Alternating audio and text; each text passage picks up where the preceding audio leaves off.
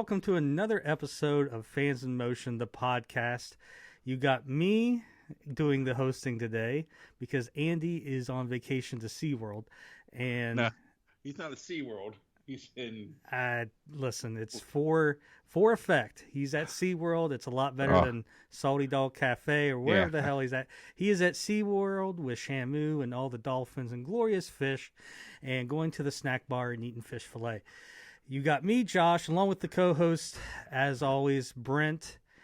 And we have an excellent episode coming up. The first part of the interview with David Lauser, who most of you know as the drummer for Sammy Hagar and the Waboritas. He was the drummer on all those classic Geffen albums, the early to mid 80s, I Can't Drive 55, I'll Fall in Love Again. All those hits, he was the drummer on. He's been one of Sammy's best friends since the late 60s. We go through all those stories, but the Night Ranger connection is he has known Alan Fitzgerald since the late 60s, has played in bands with him in the 70s, and throughout the 90s and early 2000s was in a band with Fitz called Alliance. So Andy lived with him. Well, we're getting there. So that's where we talked to David and got him on. Brent is the one that reached out to him and made the first conversation to get him on here. And he talks about some great stuff. This is probably going to be at least a 3 or 4 part interview, and we're going to break it up. We'll probably do 2 weeks back to back, and then maybe a month later release the second part of it, or the third and fourth episode of it. But he goes back, and if you haven't listened to the Greg Eckler interview that we did a few months ago, Greg Eckler was in a band called Rubicon with Jack and Brad in the mid to late 70s. Greg talks about this, the Inland Empire, this area kind of like east of LA, I don't know, between LA and San Bernardino area. I probably don't know the specifics where it starts and ends, but it's this place where all these musicians that came out in the 60s and 70s. So go listen to that if you haven't. That gets you a good backstory. But David was best friends with Sammy in high school. We hear those stories. The stories about him and Sammy and bands like the Justice Brothers and the Big Bang Theory, I think it was called, before Sammy got into Montrose. And then during this time, he talks about being in a band with Alan Fitzgerald and living with him. He talks about rehearsing with Fitz. So, because Fitz, on the second Montrose album, auditions for Montrose and gets the gig. David Lauser helps him with that audition. So he goes through all these stories, being in a band with him in the 70s. We get up to the late 70s, early 80s, when Ranger was forming. He was roommates, like Brent said, with Fitz and Jeff Watson. Give him too much away, dude. No. The stories are great. You got to hear. They are incredible. You got to hear the story of Jeff and David hanging out at the house with their girlfriends, and Fitz coming down the stairs. Fantastic. He talks about all the great Sammy, you're auditioning with Sammy. So tune in. It's great. There's a lot. He lives with Jeff and Fitz, and there's great stories about Night Ranger rehearsing at the house, which was Ranger then. And we may have solved a mystery, which we really didn't know was a mystery. We thought we knew. How did Night Ranger come up with that unique stage design with Fitz on the one side and Kelly on the other? Basically, the drum kit not being in the middle of the stage. And we always heard that, Sammy Hagar concert. Well, everybody knows what we've heard. we've heard it was a Sammy Hagar concert. There was cars on the stage, so they had to put their stuff on the side. David Lauser says that may not be entirely the reason. And you'll have to see, that's called a little tease right there. You're going to have to listen to find out this Night Ranger minutia on how maybe that stage, which they still use the setup today, came about. So this episode's going to take you through all that early stuff up to the early Sammy Hagar years. It's an excellent interview. It was so much fun talking to him. We are still arranging another interview with him to kind of, cover some of the Alliance years, because we start talking and we just did get into these stories, and it's like next thing you know, 3 hours have passed, and and then we interview him again, and another 3 hours have passed. So we have about 7 hours of what here. I'm gonna backtrack. What was funny was I don't think Dave knew what to expect. So at the very beginning, he was like, okay, let's get this going. I'm going to be eating at this time, blah, blah, blah. And then once it started, about 10 minutes in, it was kind of like we threw the rod and reel out there, and he was hooked, because it wasn't the normal interview that he's used to giving. It was really laid back. He enjoyed it. He enjoyed the shit out of it. We had some technical issues with it because Andy we had him connected, and then the interview was getting ready to start, and all of a sudden he lost everything on Skype, couldn't Just connect like that. with us. So the interview, these first two interviews are going to be me and Brent with David, and then down the road when we release probably parts 3 and 4, you'll see Andy, because he was in that second interview. Now Andy's not here with us today. Like I said, he's at SeaWorld. He loves anything aquatic. He likes to splash in water. He loves it, so he'll be back next week, hopefully for the intro and outro. And Hopefully dry. Yeah. So Can't promise you that. Anyway, so the interview's great. Stick around for all that fun stuff. So the previous episode, so if you're here for the first time, obviously this is a Night Ranger podcast. We are on, I did homework here and I forgot. We are on this is episode 17. I think that's the first time I've ever gotten it right. If you notice, I went back and renumbered the episodes to where I think let's say Eric Levy was episode 5 on both of his parts. Just one, that's just episode 5 and episode 6 now. So we're at whatever number I just said, 17. The previous episode was why Jeff and Fitz are not in the band and other viewer questions. And Thomas Sparrow made some comments on the thing, and he talks about Fitz being a Chicago Bulls fan and delaying a concert one time because of the playoffs. If you listen to the interview with David Lauser, you will hear some stories about Fitz and basketball. David Glazer said the track to redo The Night Has a Way off of Mojo, give it the full Night Ranger treatment. I just don't know how you can perfect perfection. Let's see here. Just kind of glancing here. John Davies stated that Fitz was in alliance with Gary Peel, David Lauser, and Robert Barry. I just didn't mention that because I think the question was unique side projects, and I was trying to go out of I don't know. That didn't seem unique enough. But yes, he was in alliance with a guy named David Lauser. He also, John Davies said something about, if I recall, Jeff designed the Night Ranger logo, right? I've never heard that. I'm not saying he didn't. I'm just saying I've never came across that, so I do not know. The It was fun. It was fun answering all those questions.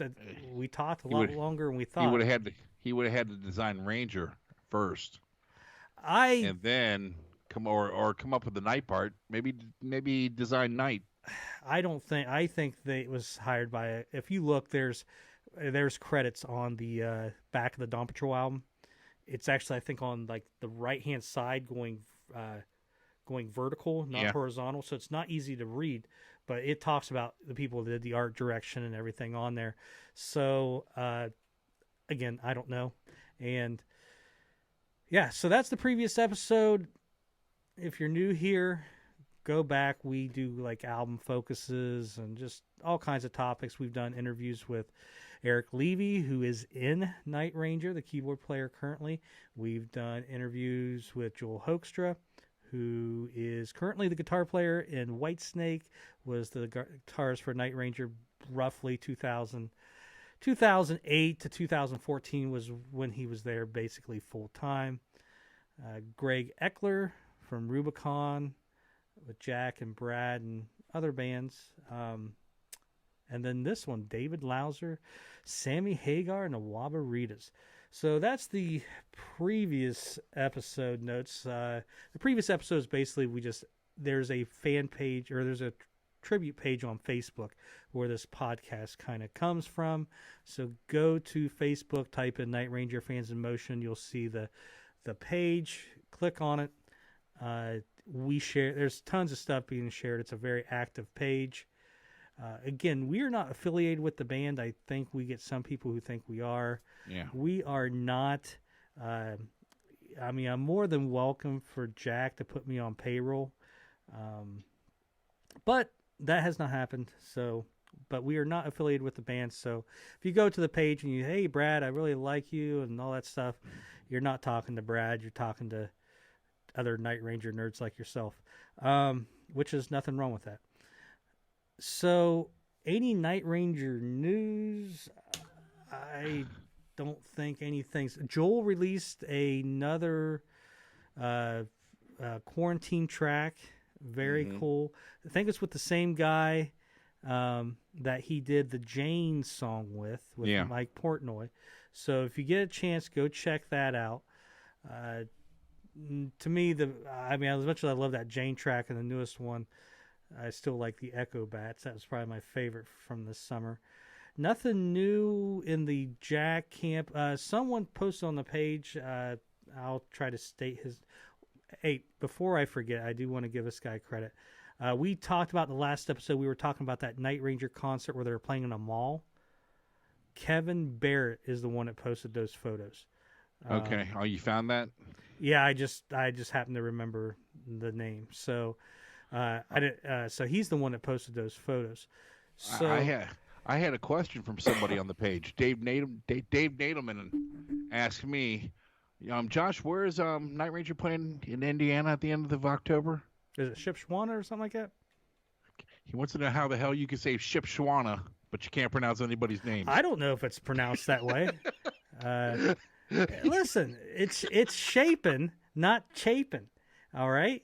I can't help it. He pronounces his last name incorrect. Told you I'd ask him, Dave. I told you. So, and it's Nadalman. But is that correct? He wouldn't know. I honestly don't know if it's how that's pronounced. If you see the word, that's how I pronounce it. I didn't go to the locals and ask them how to pronounce it. I think Dave Nadelman approves of your pronunciation of that town. So you're good. Well, end of the day, I just don't give a shit. Bethany posted. I guess we're going to the. We got any? Is there any news? There ain't no Night Ranger news. The only news I saw was that I heard the show might be canceled up there. Somebody posted something about it being canceled, and I haven't found anything else about it. So the last I'd seen before that, it was sold out. So. Well, it was sold out because they did the 50% seating. Right. So, to me, the only way it would be canceled, and I guess you'd have to do a little research, and that's going to be up to you guys, is are they having other shows there? The answer's got to be yes, because that place has concerts every weekend, Friday, Saturday nights. So it's just not like Night Ranger's the only act that's going to be there. If they're having shows right now every weekend, and the concert's sold out. I mean, they've already sold the tickets. The band's already agreed to it once. To me, I don't know why it would be canceled. It's not like the drive-in where it went on sale, and I just don't think it sold enough tickets because people were kind of put off by rock concert and cars, and the price, $150 for a car sounds steep, but if you divvy it out between 4 people, it's not that bad. If at this point, if they're doing concerts there, and the band's already agreed to it to this point, unless something drastically changes between here and now, I would think it would still go on. But that's just my opinion. With Night Ranger news, it's a little bit old. It was released this summer, but Bethany, Ted Nugent does, I think, like a weekly podcast. Not as good as ours, but okay. It's called The Spirit Campfire, and he has guests on there. Anyways, in July, he brought on Jack Blades. If you have not seen it, I don't watch a lot of I don't watch any podcasts, really. No, he doesn't. But I did watch some of the Kiss one you were on. But I did throw this on while I was with the 3-year-old and making dinner and stuff, and wasn't expecting much, and it was really good. I mean, him and Jack, you just see them telling stories about Damn Yankees. You can really see that they enjoyed their time there. And they kind of talk about, hey, let's do something. So if you get a chance, Ted does an episode with Jack. He does an episode with Tommy. And he does an episode with Michael Cardelloni. I saw some of the Tommy one. It was good, too. I didn't watch the Michael Cardelloni one. So, yeah, it's some news that we probably missed, but there you go. Some great Damn Yankee stories. Other than that, I don't think there's any actual news, anything that I've heard. Anything you want to go through the page, Brent, and hit on some stuff? You were talking about the Kiss podcast I was on. That was a Kiss and Tail podcast, but there was 2 other guys on there that do their own podcast. It's called Kiss Meets the Podcast. Pardon me. And I went back and I was watching some of their episodes, and they gave us one hell of a shout out on their podcast. So, wanted to tell those guys thanks. Really appreciated it. And they put some graphics up on the screen telling us to go watch Fans of Motion. So, Kiss Meets the Podcast. Thank you. Go check them out. They're good guys. As far as our page is concerned, here, this is where I get to duck down and Josh gets to read the names because when I see them, they're backwards on my computer screen. First shout out is to, I think it's Anna Marie. Is it Pigden? Pigden. Yeah. Really love seeing this picture. That band, it looks like they're having the time of their life. It's cool to see Night Ranger goof around like that. I enjoyed it, so that's where that came from. And then we had something that blew my mind Friday. Such a active, what's the word I want to say? Just graciousness. I mean, a really cool guy. J.C. Powers. J.C. Powers owns his own guitar pick company, and they do them apparently for Night Ranger, and he was giving them out on our page. J.C., that was a hell of a cool thing for you to do. I can speak for Andy and Josh. We really appreciate you doing that on the page. Really cool. Yeah, and I was so busy this weekend with the 3-year-old. All I really did was approve it. His post. I mean, I would have loved to have helped him however I could have, but he did it fine on his own. Yeah, yeah. Yeah, it was awesome for him to do that, and it's what makes the page great. And yeah, wasn't expecting it, and then he did his own video of picking out the names. I felt guilty for even answering the questions right and seeing my name. I was thinking I probably should have done that, but no, well, I'm a fan too.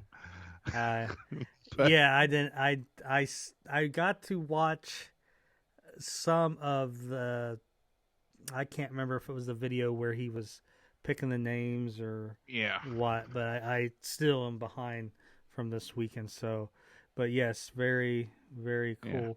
Yeah. Dave Glasser, or is it Glazer? He just posted something while we started recording.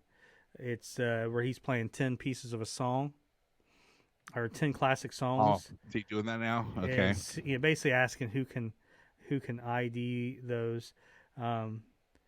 We had talked about making a contest out of that, and I just haven't been able to get to that point. Karen Berquist, I really could go for a Night Ranger concert and overpriced beer right now. Amen, sister. Tom Chapin, playing his Night Ranger Dawn Patrol record. After he mowed his lawn, I'm surprised the record wasn't smashed over his head after calling his girlfriend as a jerk. You can thank it. You never should say it. Let's see here. Just kind of going through Emily. You're talking about Dave Glasser? Yeah. Is it Glasser or Glazer? Well, it's whatever. It didn't matter because this logo, since he had won his own logo on the page, look how easy it was to transform his name into David Lauser. That's why you got hold of David. It was sweet. I gave him a hint. I said, it was really cool that you won a logo because it really helped me out, for our next guest. And all right away, he went, David Lauser? You got David Lauser? I was like, damn, you're good, dude. Hey, Dave Nadalman. Nadelman? Nadalman. He went with his daughter record shopping, got Man in Motion, Midnight Madness, and Dawn Patrol. You have to look and let us know if that Man in Motion is a promo or a standard copy. There's actually more promo copies out there than there actually are standard copies. Seems like Jerry Greenwood, a new member, posted some cool Night Ranger stuff he had. Hey, what about that? Joel Hoekstra shared a link on the page. Did you see that? Mm-hmm. The quarantine jam he did with Dino and Tony Franklin. And anything else? JC, I got one. Well, go ahead. What you got?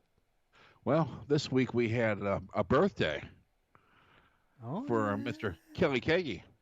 Kelly Kagi, what was he, 68 years young? He's something. But that's him sitting on top of a drum birthday cake. Looking pretty cool.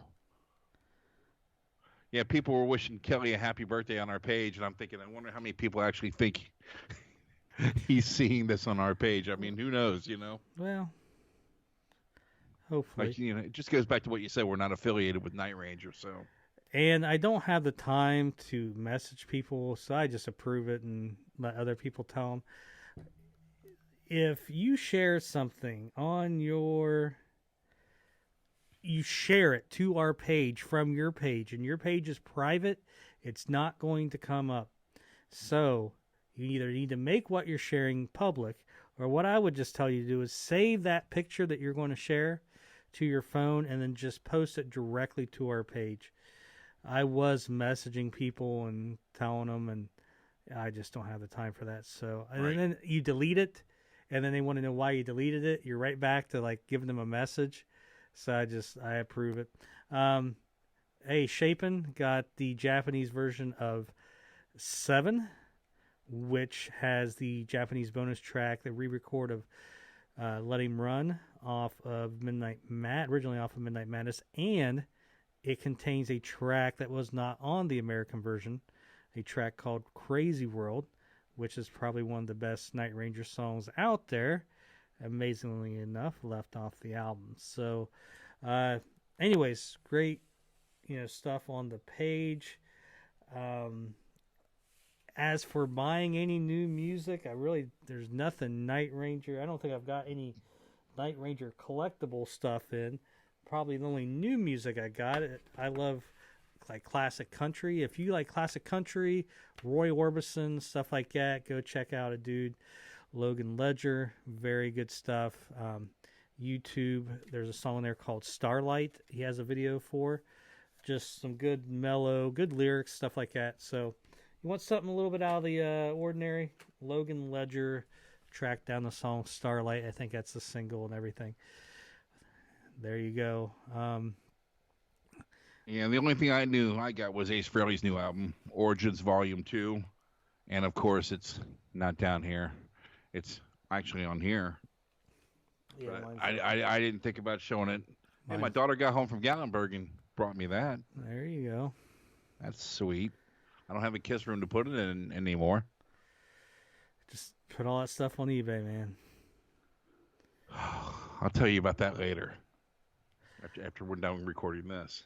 All right. Well, listen, we've yacked on long enough, yeah. So Josh has yacked on long enough. Hey, yeah. Listen, we got shit we got to talk about. All right.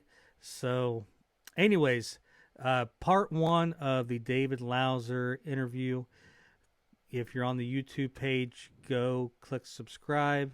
We release a new episode every Tuesday, unless I get busy or behind, and then maybe it's Wednesday. Go to Facebook, Fans in Motion, Night Ranger. Just do the search. You'll see us there. Click join. I don't know. We're at over 1,000 members. A very active page, a good community. Zero negativity, zero politics. I am pretty much a dictator when it comes to that. Yeah. Our motto is, if you don't like something, move on. Yep. We don't care if you don't like it. No one cares if you don't like a certain album or what. I don't care if you say, hey, I don't like this because they changed their sound or whatever. But, if you're just a dick, you can be a dick elsewhere. But you're not going to be there on the page. Ain't happening. All right. So the first part of the David Lauser interview. Here you go.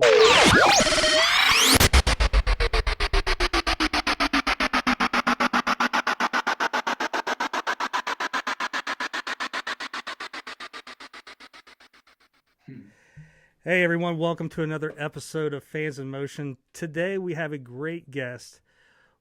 Goes back all the way to probably the early 70s, late 60s with Night Ranger keyboardist Alan Fitzgerald. Everybody welcome drummer for Alliance, drummer for Sammy Hagar, an all-around fine gentleman, David Lauser. Yeah. Hey. Am I talking to people? Yeah, right on. So, David, thanks for joining us. You are, I think, maybe our 5th person we've interviewed. For those that don't know, David Lauser, like I said, mainly probably known for your career playing on all those classic Sammy Hagar albums in the 80s, still playing with Sammy Hagar and the Waboritas. And where he crosses into the Night Ranger world is throughout basically the last 30 years, has had a band that he's recorded with called Alliance with terrific singer Robert Berry and Gary Peel from the Sammy Hagar band in Boston currently, and Night Ranger's very own Alan Fitzgerald. So thank you for joining us. It's going to be just talking to you a little before we recorded, I'm already excited. And I hinted at it a little bit, and I think Brent threw it out there before we started hitting the record button. We actually have a common connection here. Back in the 60s, before you started playing drums, did you ever go to the YMCA and see a band called 1 2 3 4? I can't believe you know it. That was the first live band, rock band I ever saw in my life. I was 13 or 14. I didn't play drums yet. I was probably 13. And you talk about Greg Eckler. He was in a band called 1 2 3 4. He had a Gretsch drum set. The guitar player had what do you call those Firebird or whatever, those Gibson guitars that look like a parallelogram. And they were playing oh God, what is it? It was a Paul Revere and the Raiders song. I'm really older than you guys. Called "Just Like Me." Dun dun dun dun dun. And Greg tilted his snare down like Gene Krupa, like down, like. I mean, he was like playing like this, and he was just really a showman. He had long hair. I mean, this is when you couldn't have long hair at school. Like I would like dodge teachers because they'd see your hair go over your ear and you have to get like they'd give you a butch. But Greg had freaking long Brian Jones hair, and he was fucking really playing, and he was like a comedian. And that's the first thing I saw. And honestly, I hate giving him too many vibes because he's an asshole. No, I'm kidding. I love Greg. I've told Greg before, I said, man, you inspired the shit out of me. And I met Fitz through Greg later on. But yeah, Greg was in a band. Then he joined a band called The Bush, which actually had songs on the radio. That was days when you could actually get the local band on the radio if they were good enough, if they had a record, before the corporations took over. So anyway, but Greg played guitar in that band. Anyway. Well, Greg was the very first person we interviewed. And we talked to him for over 2 hours. He gave us a great lesson in the Inland Empire, the Bush, the Light. You name it. What was the song? Who Killed the Ice Cream Man? Yeah. Man, you guys know your history. I can't. And so you need to go check it out. I was sitting there just smiling, just getting an education on a story I knew nothing about. And then when he got to Sly and the Family Stone. Yeah. Oh. And we interviewed him because of his connection with Night Ranger with Rubicon. Yeah. But we went back because he's basically from the Cincinnati area, Covington, which is, on the other side of the river. And he gave us a history lesson in the whole Inland Empire. And so it's kind of got me going and listening to those songs and discovering them because obviously that was before my time. And, being over here in Ohio, there's no history of that stuff with us. So anyways, I knew that you guys were inducted together, correct, in 2009 in the Inland Empire Musicians Hall of Fame? Yeah, that's right. Okay. That's right. Gray actually invited me. I drove down from San Francisco, and that was a trip. I saw some people I hadn't seen in years. Glenn Ross Campbell, not the Wichita Lineman. But, the Rhinestone Cowboy. Yeah. But anyway, that's a trip. Well, dang, Greg stole my thunder. I mean, he's been around longer than me in that scene, and he probably knows a lot more of even the earlier, like 1965 Inland Empire. I started playing in 66 when I had my first band, but I was definitely checking out all the bands, and the Inland Empire was a real breeding ground for musicians. A lot of people came out. Jimmy Webb, Jimmy Messina, August.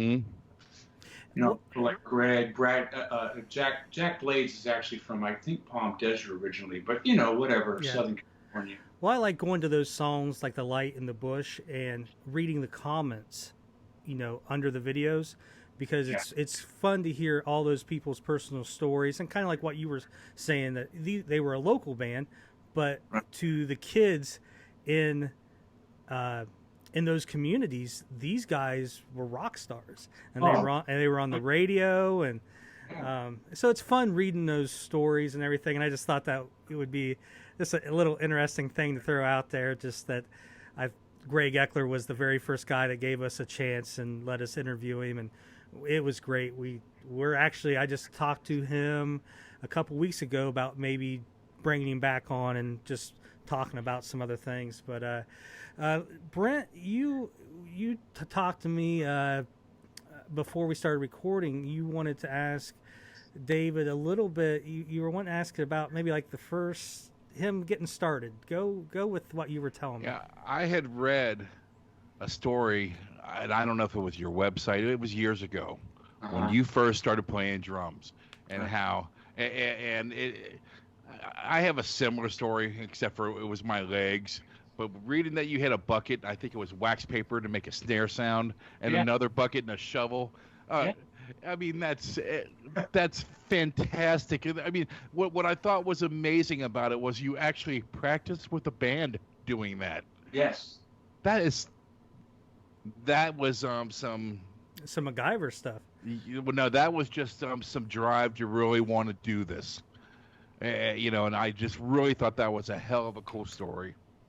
Well, You tell it better than I do, of course. I wasn't there. I try to be concise here. I mean, there's so much to talk about. I mean, we're going to have to do this more than once, I'll tell you right. The YMCA on 21st Street in San Bernardino, that was the place to go to on Friday night. That was the place to get the chicks. That was the place to see bands. I won't go back there, but the way I started, really seeing the Beatles. Everybody says this story. I saw the Beatles February 9th, 1963, 4, I can't remember. Anyway, I saw that, and me and my little brother went in the bathroom. We combed our hair down, what bit of hair we had. I didn't know what a guitar was. I knew what a guitar was, but after I saw that, I went in the garage and took some of my dad's old tools and made a bass guitar that looked like Paul's bass. And I painted the frets on it and the dots. It was just like I wanted to do that. Something was really driving me, like a lot of young guys that saw that. And the thing is one of my best friends. I had two guys that I went to school with in Catholic school. One of them had an older brother that had a man cave, and their mom got on his case about this place is a mess. Clean it up or get. She didn't say get the fuck out, but basically. Clean it up or you guys are out of here. So I was like, oh, this is a cool hang. His older brother, it's like I'm like 14 and he's like 18 and he's letting us hang out, He's got surfboards and, record player. Anyway, the short of it is while we were cleaning, I found a pair of drumsticks and they were 1S Ludwig. They were warped, somebody's marching sticks. And I went, hey, Dickie. And he goes, dude, you helped me clean the room. They're yours. And I started beating on a chair. This is the truth. And they were like surfer guys, Southern California. Beach Boy record was on. I was playing along with, I don't know, Helping Rhonda or some shit, or Surfing USA. And they were like, man, you're pretty good. I had no idea what I was doing.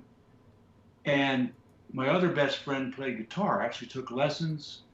And we formed, like a lot of people, a fictitious band, or I should say a band in our head.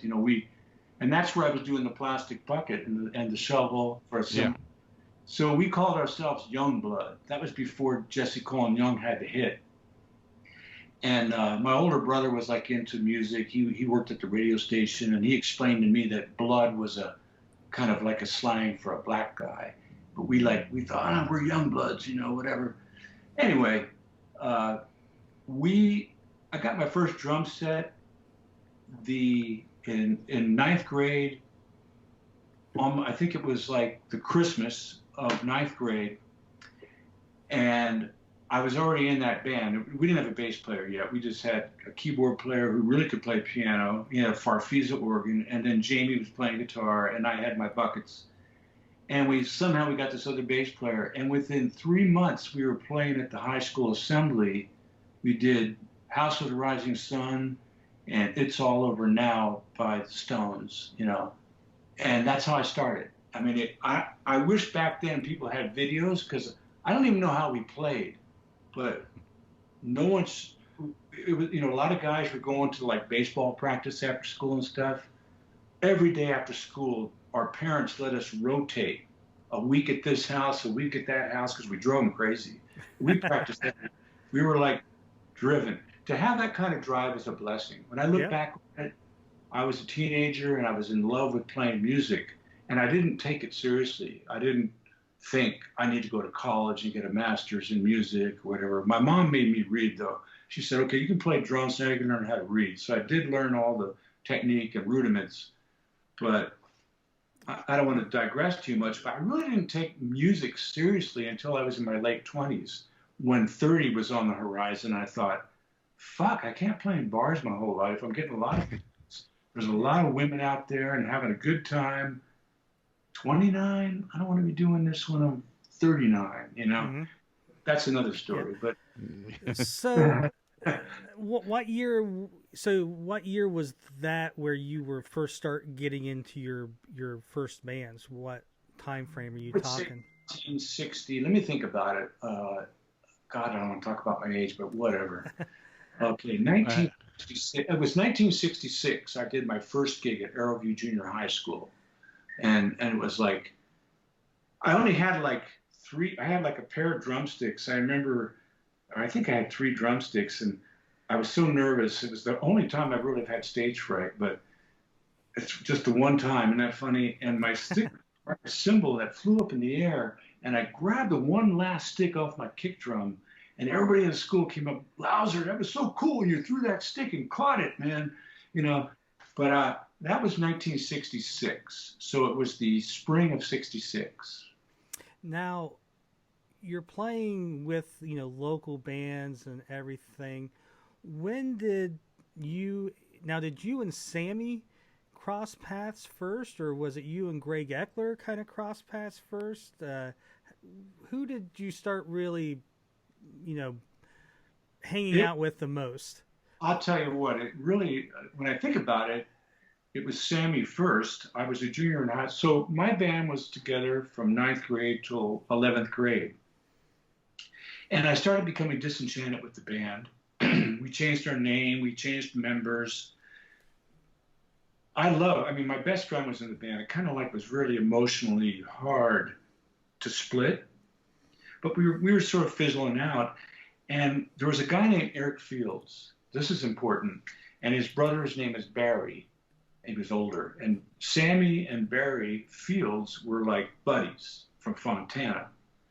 Eric, you know what, when kids are on the spectrum, what they talk about. Mm-hmm. Eric was this genius singer, guitar player, but he really was, I don't know if you call it Asperger's or what is it, whatever, but I didn't know back then, but he couldn't be in school, like he'd flunk out. He wasn't really a bad guy. He had attention problems, like attention deficit.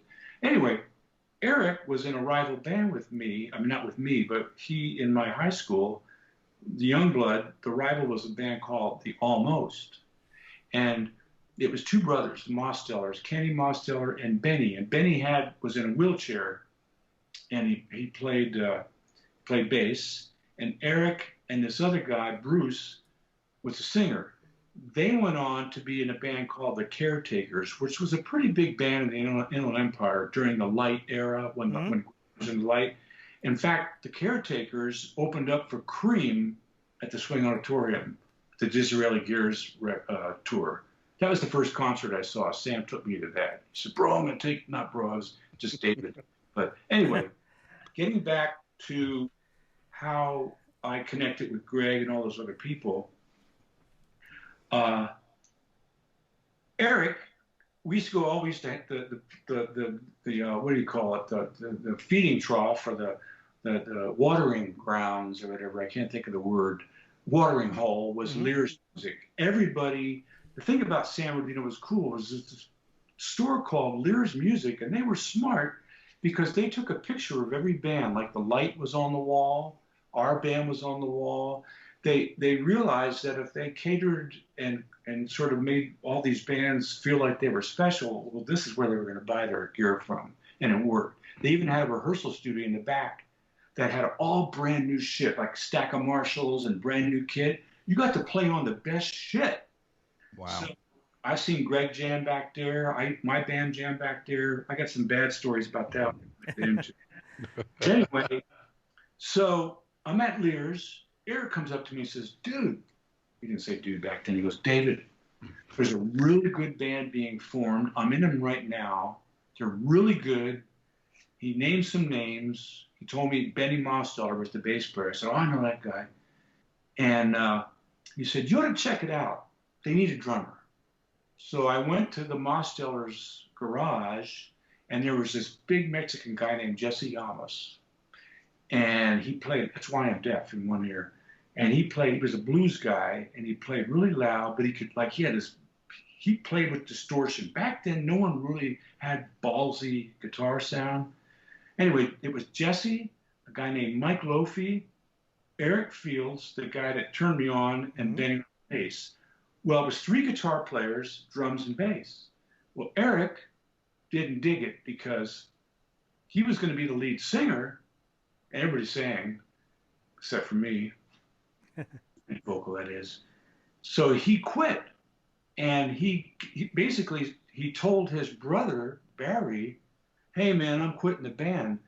And while we were rehearsing still with Eric, Barry brought a young Sammy Hagar to a rehearsal. This is the truth. I was like 16 or 17. I was 16, 17. Sam was like 20, 21. Now, let me tell you, he had an afro and a Fu Manchu. He had on blue jeans, Jeff Beck chukka boots, a white T-shirt, a double-breasted pinstripe suit with a roach collar. I'll never forget it, and he was so cool looking. He looked like Eric Clapton with, when Eric did the curly hair from the first, the Fresh Cream record. And I've told the story a lot, but anyway, so I immediately tuned in. This guy he looks cool. Who is this guy? I was a punk. I was a smart-ass young kid. I thought I was, when you're young, you think you're the best, I wasn't that humble yet. Anyway, so Jesse, the leader, who was like 23, that to me was old. I was like, man, I'm playing with these old guys. I must have made it, So Jesse goes, hey, Sammy, that guy's Sam. It was Sam. It was not Sammy. Sam, he wants to join the band. I said, what can you do? And he goes, oh, you could sing and play a little guitar. Sam had this mongrel Guild guitar with Gibson pickups. It was like this piece of junk. It was like Frankenstein, right? Mm-hmm. Yeah. Anyway, he plugged in and he auditioned for us. My second band that I'm in for like 2 weeks, Sammy auditioned for, and he played Sunshine of Your Love and Outside Woman Blues. And he played Sunshine of Your Love note for note, the solo. And I went, fuck, this is the shit. I love it. Because we were doing Hendrix, Buffalo Springfield, Cream, Otis Redding, all the blues guys, B.B. King, Freddie King. I really remember play shuffles. And this was really, for me, not to blow my own horn or whatever, but that was a real education for me, being with those older guys, because they taught me, I learned how to play the blues. And then Sammy and I just connected. He took me under his wing. He was like my big brother. And I smoked my first pot with Sam. I'm not in the pot that much, but back then, he turned me on the pot. We used to smoke cigarette. We used to smoke Marlboro Green, both of us. And I'd come, hey, I got a cigarette, Anyway, so that was 1968. 1968, I met Sammy. I was 17, and we've been friends ever since. Now, let me ask you this. So, when I was younger, in our community, obviously I was in garage bands, and all of us played an instrument, and you had majority of everybody just, you knew they were good, but nothing really stood out. But there was one guy in our community that he was just born with it, and you kind of knew even at that young age that this guy's got it. And you maybe didn't know exactly what, but just he had it. And he made a good living for himself, locally through music. Now, there's another guy I would put in that category of everybody else who didn't stand out, but worked hard at, his craft and eventually got really good and had a good career as well. Which, at that time that you're talking about right now, where did Sammy fit in? Was it one of those things that he stood out from everybody, or he was good? I got you. Yep. That's a great question. I got to tell you guys, I'm impressed. You guys this is probably one of the better interviews so far. Well, give us time. We'll screw it up. Yeah. Well, we really will. Like, how many bitches did you guys get it on with, or some stupid shit, Sorry, girls. That was my next question. Thanks a lot. Let me X that one out. Damn. But seriously speaking, now, David Lauser. No. My wife's, I'm on my third marriage, and let's just say, third time's a charm. I'm a happy mofo. Now check it out. Check it out. That was a great question. I'm going to tell you something. Sammy was the newcomer, and he was a late bloomer. He really was a late bloomer. he didn't really have a lot of chops. He didn't have a lot of vocal chops, but he had drive. He really had drive. The people in that area that me and Sam looked up to, they were looking at us. I mean, like, I was pretty, for my age, I got a lot of props for being, you know, I don't know, if it's like being a big fish in a little pond. When you're the young guy and you're good kind of quick, it can work against you. But at a young age, I was like getting to play with some of the better musicians, you know. And Sammy, he was a little older, but he and I were sort of equals. He was definitely more of a leader. He was the lead singer in a band we formed, the Justice Brothers. We had like 5 bands: Big Bang, Manhole, Skinny, and then the Justice Brothers. It was always me and him and people floating in and out. But anyway, Sam, he was the jewel in the rough. He was not someone. I'll tell you who recognized that he had talent. I got to give him props again, damn it, was Greg Eckler.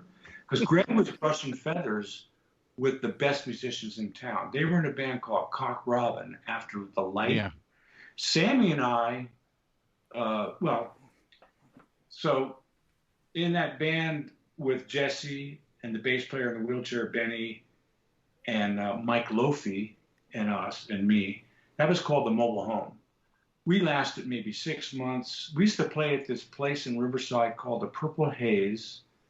That was amazing because it was this huge, like, building. I don't know what, like, it was like a, what do you call it? You know, like a store where you go in and buy clothes, like a giant warehouse. Mm-hmm. That was empty, and they had 2 stages. So they'd have 2 bands, and like one band would play, they'd take a break, and the other band. Well, the Light played there, Buffalo Springfield played there, my band Youngblood, the Mobile Home. And what was cool about it was, I won't go off on this too much, but they didn't serve alcohol, so it was like all ages were there, and the musicians. It was like a concert hall, held about 2,000 people, and it just cost you a few bucks to get in. Another great proving ground for young musicians. That was in Riverside. So anyway, Sam was definitely a jewel in the rough. And I'll be honest with you, I was a little bit cocky. I remember there was a guy named Bob Anglin that played with The Light. And Bob was cool. He was a guitar player. We all looked up to him. Bob was the shit. Bob and Fitz was playing bass at one point with that band. They morphed from The Light to Cock Robin. Anyway, you know, I'd say stuff like, you know, Sam, you ought to play more like Bob. He'd go, hey, man, you ought to play more like Greg. And we'd like, you know, I'd be like, ooh, that hurt. You know what I mean? Because those guys had a lot more experience. They were definitely more savvy. They had more whatever, you know, like they held themselves. You know, we were hungry, but we were like peeking up over the rock going, are we any good, you know? Sure. So Sam and I bonded on that. I got to say, there's no way I shouldn't say this, but Sam has a drive that a lot of people don't have. That guy was so driven. I mean, uncontent for where I mean, like, I just want to play drums, whatever. Look at him now. I mean, he's a TV celeb. Yeah. He's got a lot of irons on the fire. He loves it. He's bathing in that. And it's not just an ego thing. He just likes being busy and like being social, you know. To me, I don't know. I'm happy to make some records and go on tour a little bit. I don't need sure. You know what I'm saying? But Sammy was definitely that guy that everybody thought maybe was, who's this guy? He thinks he's a hot shot. He won't make it. And a lot of those guys that we grew up with that were the hot shots in the Inland Empire, he made them eat crow. He didn't, I mean, figurative, you know, like a lot of those guys went, fuck, Hagar, you know? He did it, you know what I mean? We're still playing in the freaking bar. You know, like, oh, yeah, you know, they were like kind of like humbled by that, you know, whether they admit it or not, you know. Go ahead, Brent. I was going to say, you know, I always envisioned when I had read about how you had met Sammy, and I'd always envisioned that voice was always there. Like the first time you heard that voice, and it's not anything what I thought of, you know, how I thought it would be. because Sammy's voice is just so distinctive. It's so rocking. He's such a soulful singer. Nobody sounds like the guy. Yeah. He's just incredible. Here's the thing: when you're young, like I'll speak from my perspective, everybody else is better. In other words, if you can't sing like Steve Winwood, or if you can't sing like I don't know, John Mayall, whatever, you're not cool because you don't identify with it. I didn't realize how good Sam was when I was with him. It's not that I didn't dig him. I just thought, okay, my buddies, we're playing 5 nights a week in a club for $25 a piece a night, and all the beer we can drink. We did that for like 2 years, and different bar bands and stuff, the Justice Brothers. And I'm just thinking, we're just mediocre guys, and I'm having fun playing. It wasn't until when I saw him perform at the Keystone Berkeley, Montrose's first show, I was there. I could see how nervous. First of all, it was weird seeing him without a guitar. He always had a guitar. He didn't front by himself. With Montrose, it was a trio with a front man. So first of all, I could see that he was uncomfortable. I've known this guy. He's like my brother. I mean, you read. Sure. I wasn't putting him down. I was in awe. I go, fuck, he's playing with Ronnie Montrose. The other guys I didn't know, but we'd already seen Edgar Winter like a few months before or 6 months before at Winterland. Sam and I together went, and we were like going, that guy's cool, Anyway, it wasn't even till that moment that I went, fuck, he's pretty talented, I mean, yeah. I knew when you're close to something, you don't really get it. I mean, Gotcha. You're just in the trenches playing. Of course you love him. I love him like a brother. He's like my older brother. So there was definitely a time where I would, the other guys that were older or more experienced, they would put Sam down, and I would kind of like almost agree with them, but I wouldn't burn him. I'd be like, yeah, but he's my brother, whatever. Sure.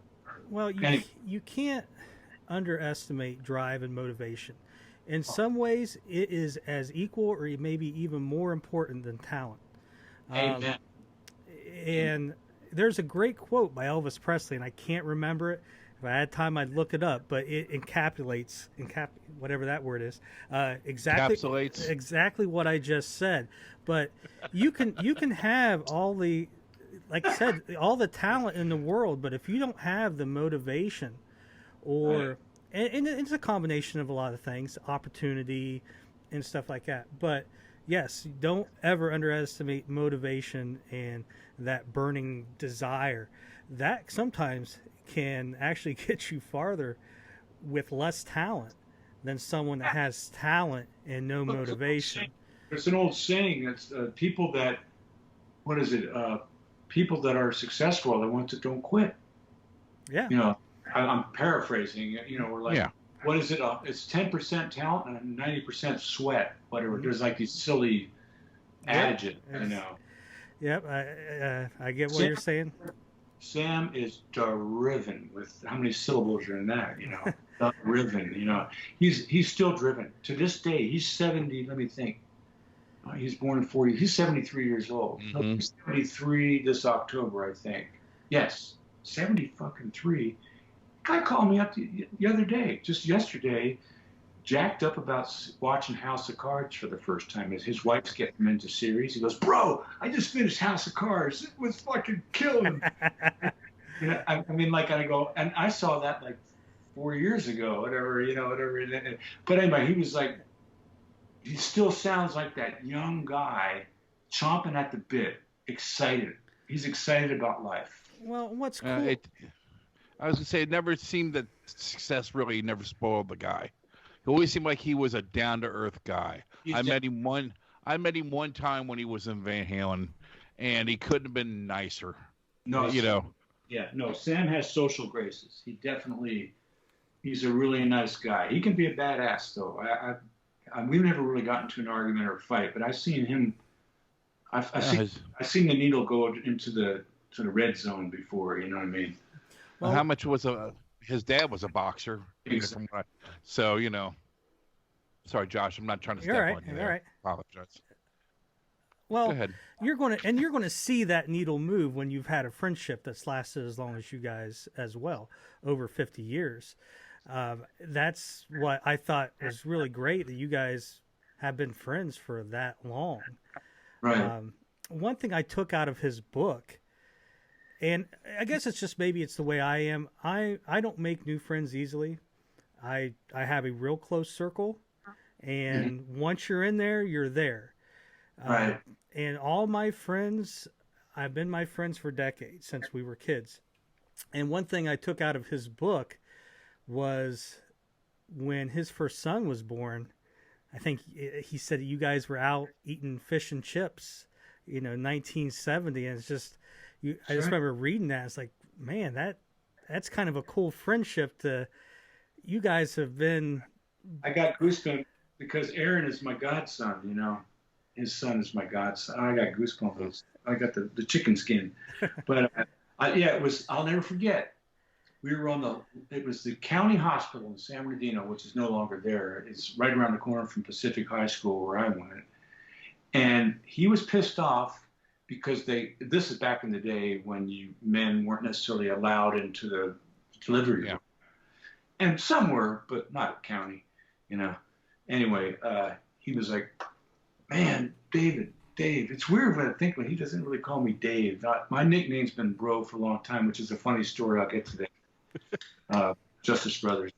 But anyway, there was a place called H Salt Fish and Chips that used to really be good. Like that Long John Silver's crap, don't even eat.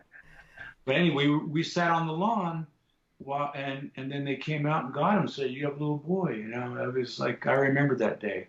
It was a sunny day, February 24th.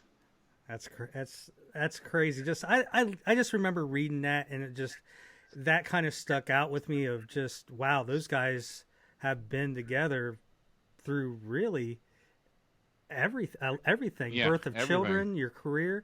So that really just was one of my favorite parts of his book. Nice. That's the stuff I like to read about, not how many albums were sold, the stuff that makes it more personal. So we are a Night Ranger podcast. So let's move it over to, where does Alan Fitzgerald kind of fit into all this? You said that you met Alan through Greg. Okay, so me and Sam are playing a band called the Big Bang. We had this guy named, I got to name the names. I don't know if anybody hears this. I want them to hear the name. Phil Kelly was playing bass. He had this Hagstrom 8-string. So it's like a bass guitar that's like a 12-string, where it really is like, it's weird. It's like bassy, but it's got the high end on it too. And it just sounded like monstrous, It was a little white, but it wasn't, you know what I'm saying? And then we had different guitar players, but the three of us were the Big Bang. Sam was into astronomy at a young age. He was into, at a young age, into astrology, really into numerology. He was we were at a young age, very philosophical.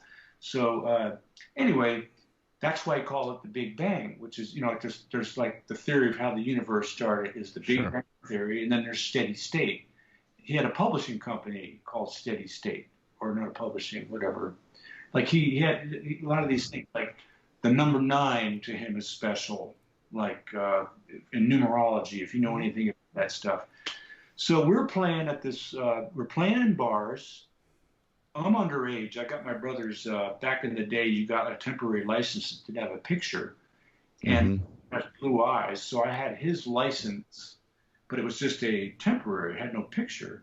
And I have brown eyes, so it's like someone just looks at that date, they don't look at all the details. So I was playing in bars at 19, drinking beer, having fun. And we would play. It was hard getting gigs. We were new. There was a lot of good players in town. There was this after-hours joint in Riverside called the Top Hat, or the Hat Factory. I got some good stories about that.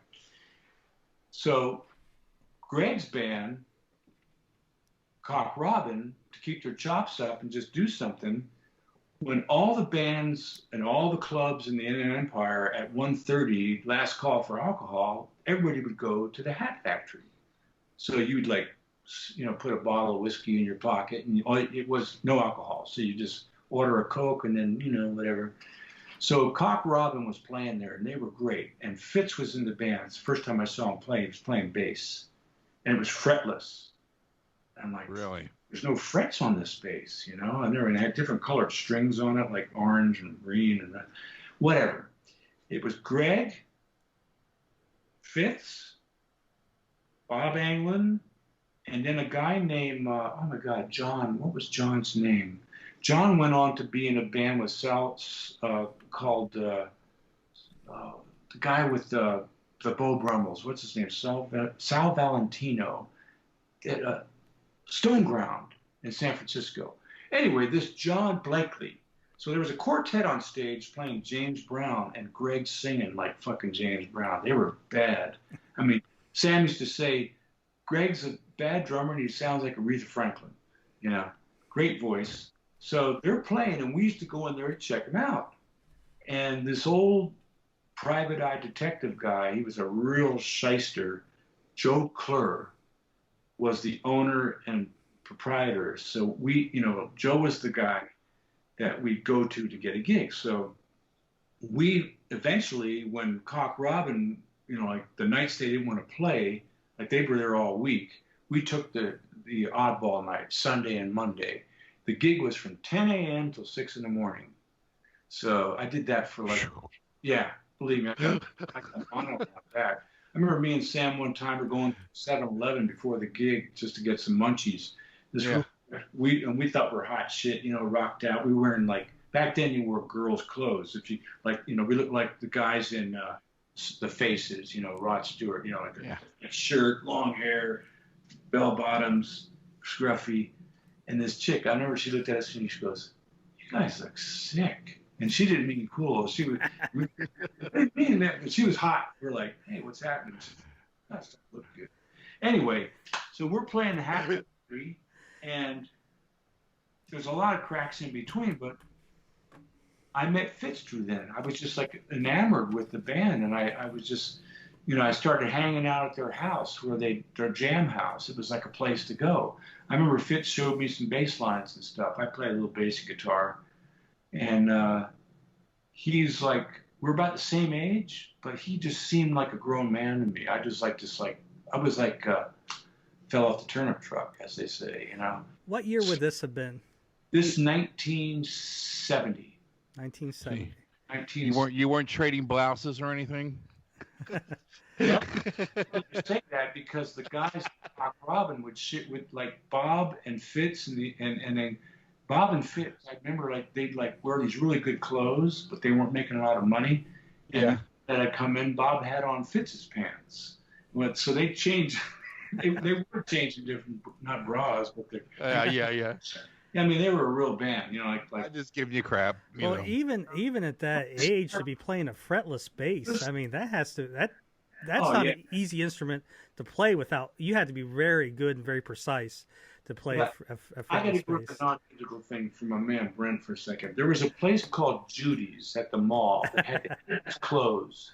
Sam and I would go there to buy clothes. We actually bought women's shoes because I bought these white loafers that looked like something Mick Jagger. I call them Mick Jagger loafers. They were so cool. And I found out I wore a size 10 in a woman's shoe, Yeah. We weren't a glam band.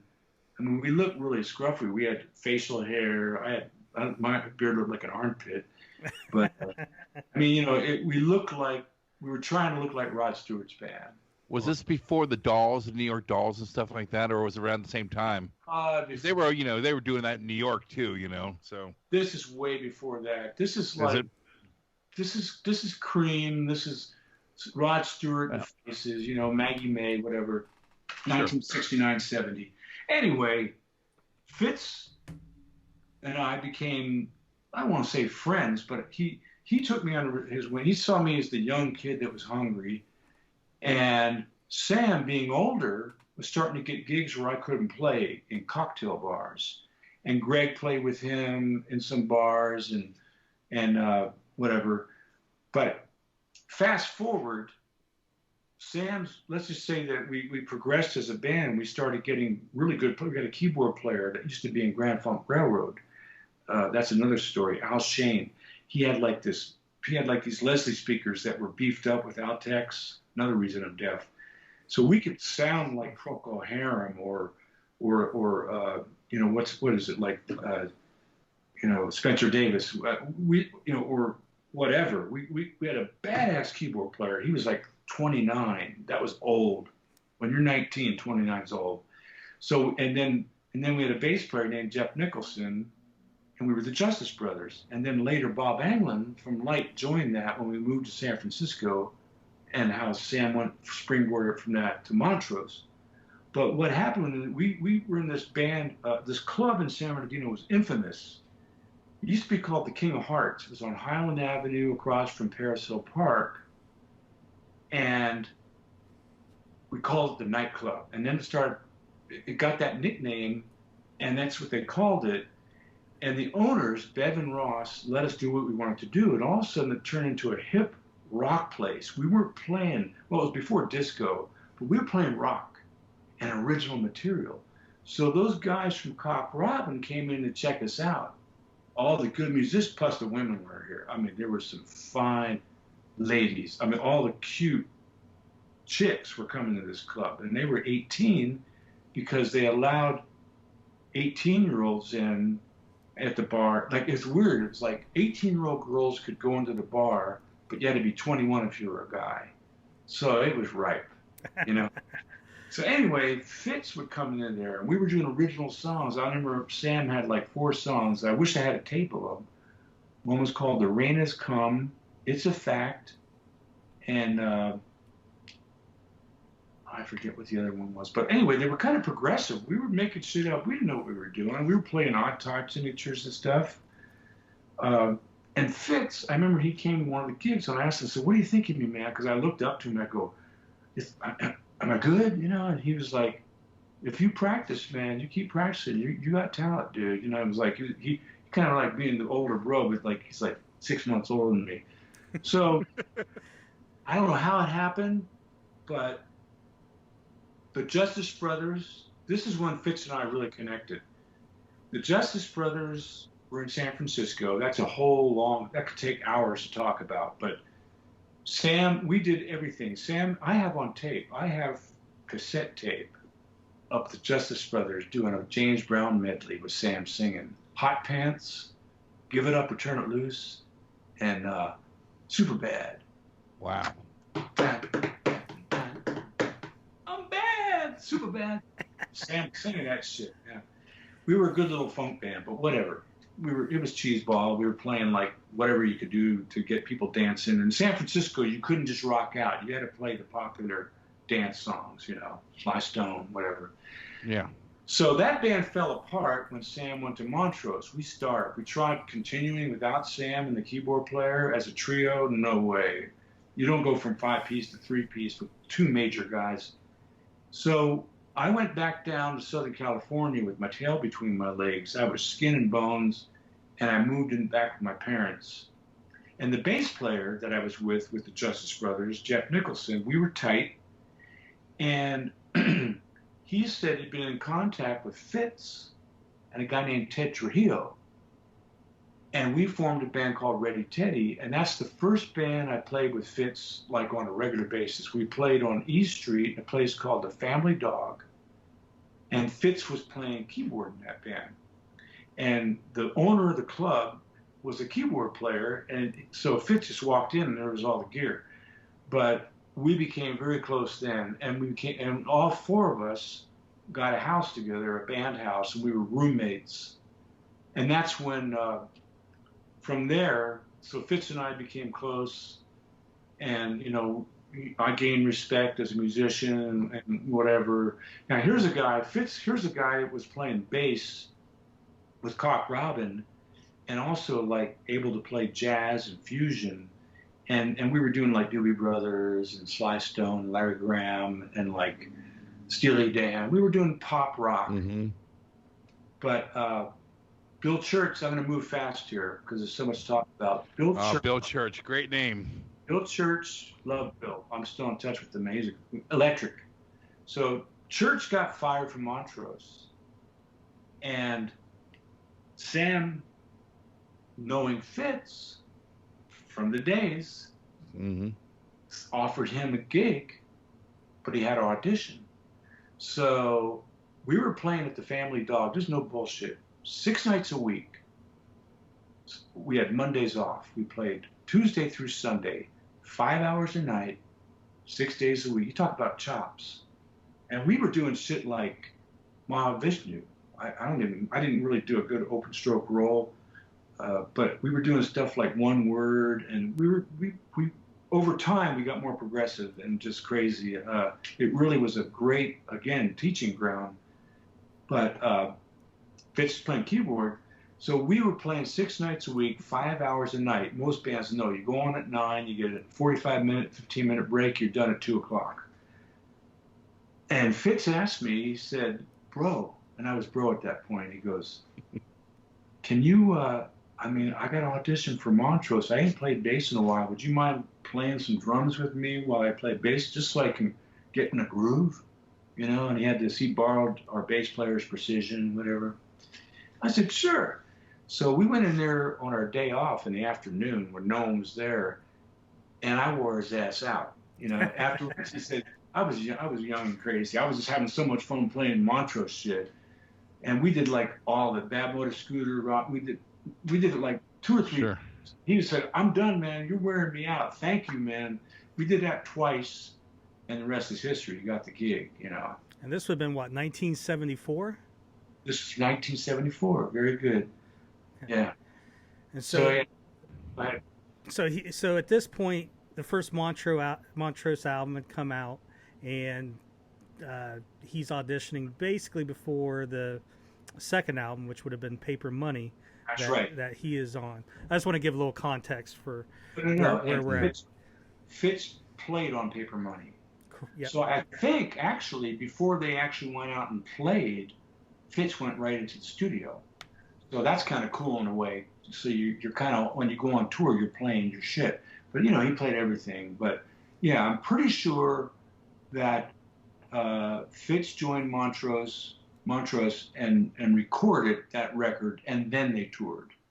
You know, but whatever, regardless, I remember some of the band members were a little disgruntled. I think, if I may say, Jeff Nicholson, he was a little, you know, I don't know if sour grapes is the way to put it, but it was like, I don't think he liked the idea that I was helping Fitz to get the gig, because we had a good little band, and then the band went, you know. Yeah.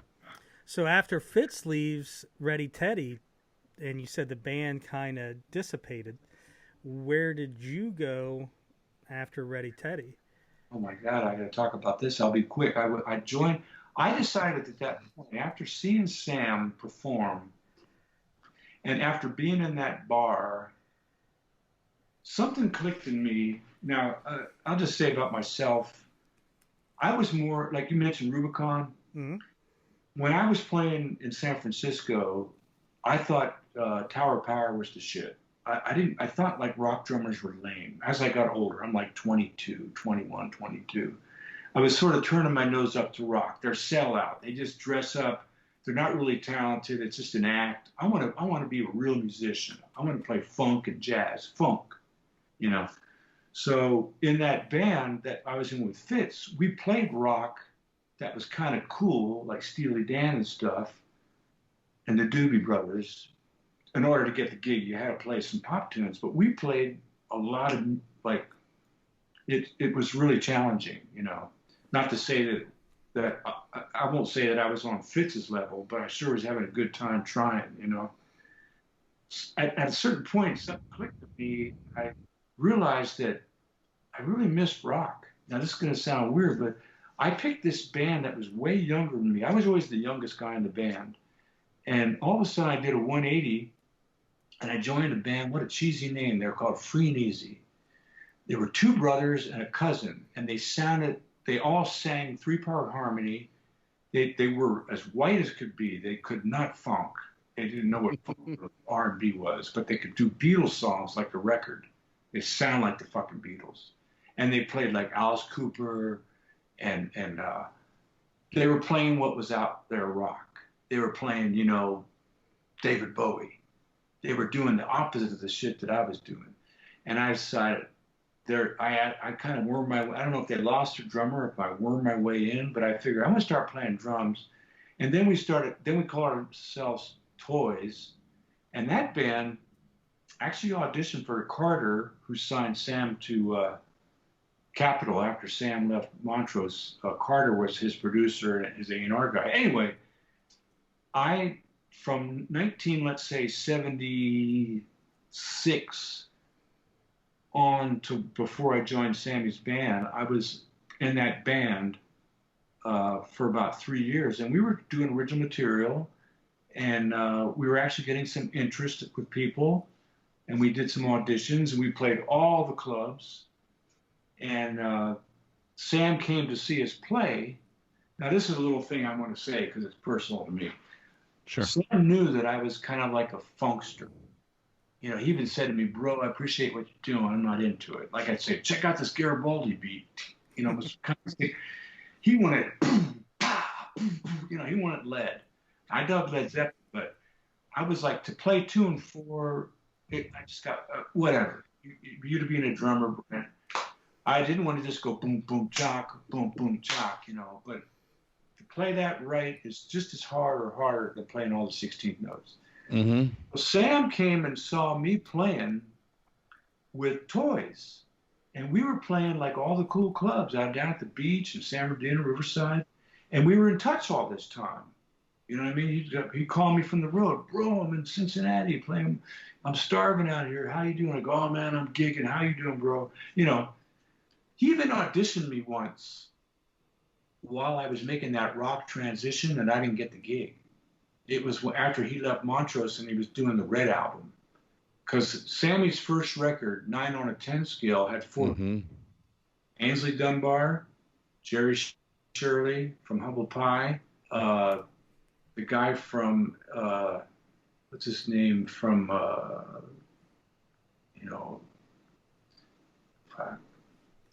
Crosby, Stills and Nash. I can't remember his name, whatever.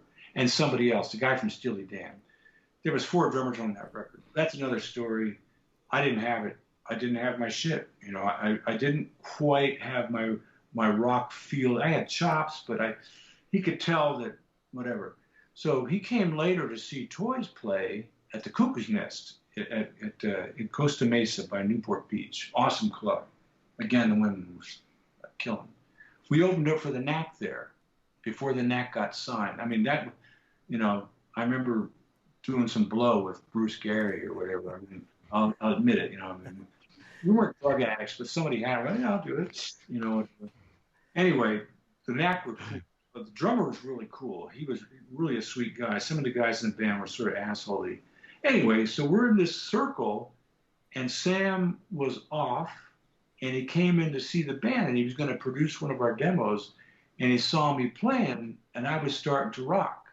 I started when I say, I don't know how to describe it, but like, it's like kind of like a language. You got to learn the dialect again. Mm-hmm. You know, like I was used to going instead of, you know, there's a feel with 8th notes that's not as easy as people think to keep that shit smooth. You know what I'm saying, Brent? Mm-hmm. You know, whatever. So he saw me play, and I'll just fast forward real quick from Fitz. In fact, Fitz was in his band later playing keyboards on the Red album. Sam called me up while I was in Toys. I was living in Riverside with 2 or 3 roommates, scuffling, you know, just making a few bucks here and there. And he called me up and said, bro, Chuck Ruff ain't working out. I know you can play. I've seen you play, and I love you, brother, but you got to audition. I go, fuck, sure. I was like, no pressure, right? I'm not going to get this gig. So it was the summer of 1980, August. And I went up to Mill Valley, and Aaron was there. Aaron was like about, I don't know, 10 or 11 years old. And I played in church, and Peel were in the room. And like, I've seen these guys play 100 times. I went to all their concerts. I was like, you know, I knew who they were. And of course, I knew Sam. And Sam said, I have a new tune. And it was Fall in Love Again. And at the time, now playing with toys, we were playing like Boston, and we were playing a lot of good, like foreigner shit. So we were playing more hip rock stuff, you know? So my chops were, and I love Billy, I like Billy Joel. I was playing Billy Joel in this other band, I like Liberty. So Liberty's great. Oh man, love him. He's a Calabrese like me too. Anyway, the point is, as a drummer, I like sharing this. I was playing what was on the radio, and some of the guys in Sam's band, I'm gonna just say this, they've been doing this now for like 6, 7, 8 years. I was fresh. I was like I was playing what was a hit record 5 nights a week in a bar. So when he showed me Fall in Love Again, I went, oh, that kind of reminds me of Foreigner, but I just went to straight 4 on the floor. I didn't try to jazz it up or whatever. And immediately I could tell the band was like locked and Sam smiling at me. And then we just jammed some of his stuff that was on Danger Zone. And Chuck's a great drummer. Chuck is Edgar Winter. Come on, Frankenstein. Yeah. So I was really intimidated. But at the time, I didn't think I'd get the gig. I was like, fuck, I'm playing with my brother. And church, I love church. This Gary Peel guy seems nice. And we just jammed. We played Red and everything else. And I get the phone call. I said, bro, you're in. We love you, man. When can you come up? Get your shit, pack your shit, bro. Sam is always like, he's funny. His whole vibe is like, come on, motherfucker, get your shit together. He's like a hard ass, but he's really, yeah. I'm like, dude, are you serious? He goes, you can live with me, but you're kind of fucking moving in my house for 6 months. And then I became roommates with Jeff Watson and now Fitzgerald with Ranger. Wow. Ranger. So that was my first house in Mill Valley in Sammy's band. And those guys were rehearsing in the living room. Kelly was using my drums and shit. But anyway, I know I kind of jumped. You're doing great. He's locked up. There he goes. You locked up a little bit, but I want to before. Back up. No, you're fine. Before Ranger, did you ever interact with Jack Blades or Brad Gillis when they were with Rubicon? Did your guys' paths ever cross with them? All I know is Bob Anglin used to tell me, Jack Blades, he was be talking about Rubicon, they're badass and all that shit. And then I saw them play at the that big concert at the Inland Empire. California Jam. Thank Cal you. Jam. Yeah. They were fucking incredible. They were like really good. I mean, Greg, again, God damn it, he was awesome. You know, excuse my cursing. You know, it's funny. I grew up in Pennsylvania and Delaware. We say curse. On the West Coast, people say cuss. Like if you say curse out here, they think you're doing Malokis. You know what I mean? Like yeah. It's funny that the dialect, whatever. Yeah, we say cuss in Cincinnati. It's cussing. Yeah. Oh, you're whatever. But anyway. So you get the Sammy gig in 1980, and we'll get back to the Ranger part, but that has to be exciting. And does your life change overnight, or does it kind of take a little bit? When did you first realize, hey, things are a little bit different than they were in July of 1980? Well, I tell you what, the first rehearsals, I was jacked out of my mind. When I knew I got the gig, my roommate, he's passed away now. His name is Gary McDonough. He was the roadie in Toys. Him and his brother lived with me. We lived in a fucking dump, but it was cheap. And I set up a drum set in the living room, and I don't even know if I had headphones, but I just put on those Hagar. Sam gave me a list of songs to learn, and he gave me a tape of their last concert. I think it was at Long Beach with Chuck Ruff, and everything was up tempo. I mean, like, if it was like that song "Love or Money," I don't know, I may be crazy, but I ain't. It was like it was like I may be crazy, but I ain't no fool. I mean, like, I was trying to play it like the record, the eighth notes. It was like it was insane. I would set it for probably 3 weeks, it was brutal. I mean, I was fear motivated because I went, fuck, I got the gig. It was stressful. I was excited, but the stress, all of a sudden I felt the stress. Now it wasn't like cool, I jam and cool. Now it's like, okay, dude, now you got the gig. Now you got to do it. So what changed was, first of all, I never woodshed it that hard in my life. I knew that he was in between record labels, so he was going to go to Geffen. They're recording him. I met Kolodner at that time, who looked like one of the Smith brothers, you know, the cough drops with the beard. Mm-hmm. You know Kolodner, right? Yep. Yeah, we discussed him before. Okay, he's in all the videos. Dude looks like a lady with the beard. He's in I Can't Drive 55. He's the judge. Judge, yeah. And he's brilliant. He's a great guy. You know what? He's really nice. Toss like this. David, I don't like that beat. You need to play it like you did the first time, you know, whatever. He actually had a lot to say about, I'll say one thing. He sort of made us redo 55. The first time we did it was almost like a beat like doom, doom, down, doom, doom, doom, down. And then we did it more like ZZ Top, you know, but whatever. What am I talking about? You said, well, it's a transition. So I'm in rehearsal in Mill Valley, or rather Santa Fe, and I'm on this big stage, and they got me a drum set. He wanted double bass drums. I wasn't playing double bass drums. I did a little bit when I was a kid just because I borrowed one, and then the kid took it back, you know, because of cream. I had a sense about it, but I was not a double bass drum player. But he's, bro, I want a big kit. I want a big kit. So fuck it. You know, he bought me a big kit. Slingerland, of all things. Mm-hmm. You know, I got rid of that, and then I got a little big endorsement. But anyway, much better drums. I got to tell you this. When I started playing the Taking It to the People tour, and Ranger opened for us on a couple of samples. I was going to ask about that. Because of Fitz, he let us. We did like 10 shows up and down the coast of California and Oregon. It's called Taking It to the People. It was really it was just something to keep us busy. It's the first time I toured in my life, and I was 29 years old, a late bloomer. So here I'm on stage. I remember at a sound check, one of the drummers that auditioned, he introduced us, hey man, you beat me out of the gig. And he's in the wings like this. And I realized that the bands that were opening for the headliner, which was Sammy Hagar, had been touring for 5 or 10 years. So I really felt like a greenhorn. I felt like a real rookie. I was so intimidated by all the drummers in the first band, who I thought were kicking ass, all the different drummers.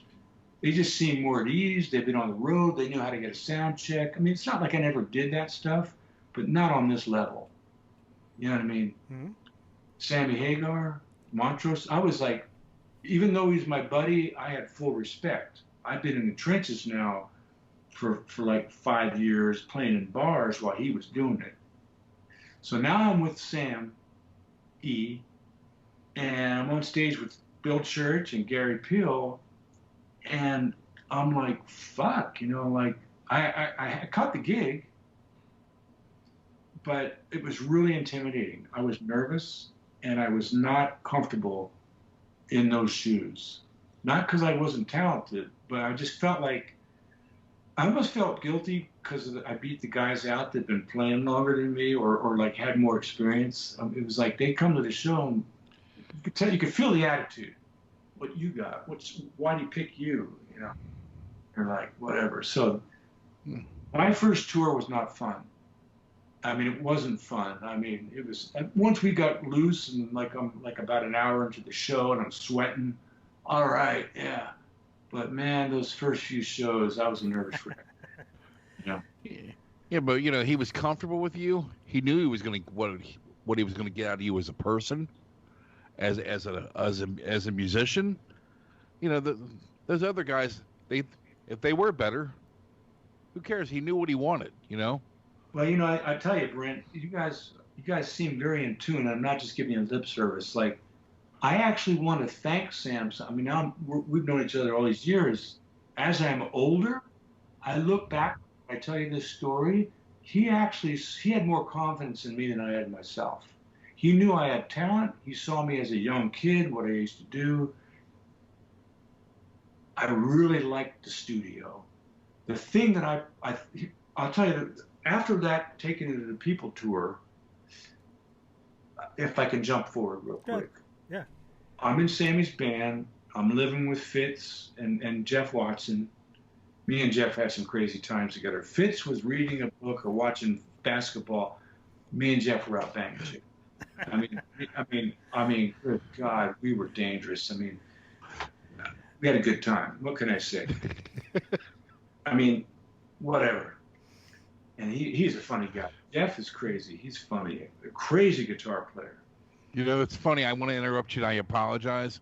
We had Joel Hoekstra on a couple weeks ago. He used to be a Night Rangers guitarist. Now he's in Whitesnake. Amazing. And he was talking about Eric Levy, the current Night Ranger keyboardist. He goes, keyboardists, all they do is sit around and read books, and here he is talking about Fitz reading books, watching basketball. Same thing. Yep. Oh my God. Oh yeah. No. Fitz was like, I mean, me and Jeff used to joke. It was like, God love him if he's here. I doubt he'll hear this. I love Fitz, but we would joke and say it's like we're living with our grandpa. It's like I'll never forget. I was dating my future wife, my first wife, and Jeff had his girlfriend. We were on the couch watching a movie, and this is the honest God. This is one of those weird things in the book that you like to read. So we're there, a couple hot chicks. We're like feeling good. We're watching this funny movie. We're having a good time. Here comes Fitz. Of course, he had the master suite. And he had the best. I had a closet for a bedroom. Fitz comes downstairs, goes up to the TV, click to the basketball game. Not a word. And we look at him and he goes, "Hey, it's my TV." I mean, like the girls later were like, "Whoa, this guy's a trip." And I go, "What the fuck? It's Fitz." What the fuck? It's Fitz. That's the tagline right there. Yeah, that's beautiful. Here's the transition you asked me about. Touring was rough. It was really hard for me to go from a club band. Now, that club band, Toys, we were die-hard trying to get a record deal, so I got a lot of recording experience. And I had a pretty good meter. My technique, I'm going to tell, if we have time, I'm going to tell Brent something about drums that's really personal for me. I've never told anyone. It's almost not embarrassing, but it's really being candid. Bookmark that for me, because it's about drumming, and I've never told anybody this. You can go ahead and do it right now. Well, I want to hear it because I don't want you to forget it. Okay, then bookmark. After the first short tour with Sam, we spent 9 months in the studio because he was at a record deal, and we worked on Standing Hampton, meaning we recorded like 27, 30 songs, and they cherry picked what was on that record. But wow, get back to that's what made me transition, and I'll get into that's a good story. But in other words, once I started recording and being creative with Sam, we really bonded. I played bass on the demos. Sam and I took turns playing bass. We'd record. Bro, that's a great track. Put a bass down, I'll go upstairs and cook dinner. It was like I was in fucking heaven. Here I'm in this band, I'm making demos, we're creating songs. He even gave me like credit, on Sweet Hitchhiker. Yeah, I had that written down. Okay, for songwriting credit. When I joined Sammy's band, I was in this band called Toys. The lead singer, guitar player, for a minute was Sammy, and he couldn't cut it emotionally. He like freaked out. He choked, but he was really tough. Great singer. The guy, the main guy, the brother and the cousin that sound like the Beatles. His name was Larry Reed. He's dead now. He was my leader, and he's the guy that when I joined when I was a little older and I wanted to be more rock. Well, we were together like 3 or 4 years. We really progressed. They went from being like goofballs to actually kind of had some swagger and shit. I won't take credit, but it was like they caught up with me, and we were all sort of like a mature rock band. But he really turned into a taskmaster, and when he got done, when he played with Sammy, which is another short story, Gary Peel got his gig. So just for a minute, Larry played with Sam, with Chuck Ruff, Bill Church, and Fitz. And for whatever reason, I don't know why, but he didn't work out. He got fired. When he came back, he was like really cocky and like, I've been to the big time, that kind of thing. So when we were recording and stuff, he was a smart guy too, and he knew how to work all the electronics. He really browbeat me. And I used to, like most drummers, I was a natural. I'm self-taught. I played rim shot when I played that 2 and 4. That rim shot, you know what I'm saying? Like where the stick hits the middle of the head and the rim. Now, every drummer I know that is listening to this knows what the fuck I'm talking about. But this is the 70s, and you got like Journey and stuff like that. They had this big fat sound. So I was playing my rim shot in this Tinker Toy studio and it just sounded like boink. So they had me play on top of the drum with no rim. So just hitting the drum like a tom-tom. So I had to change my technique.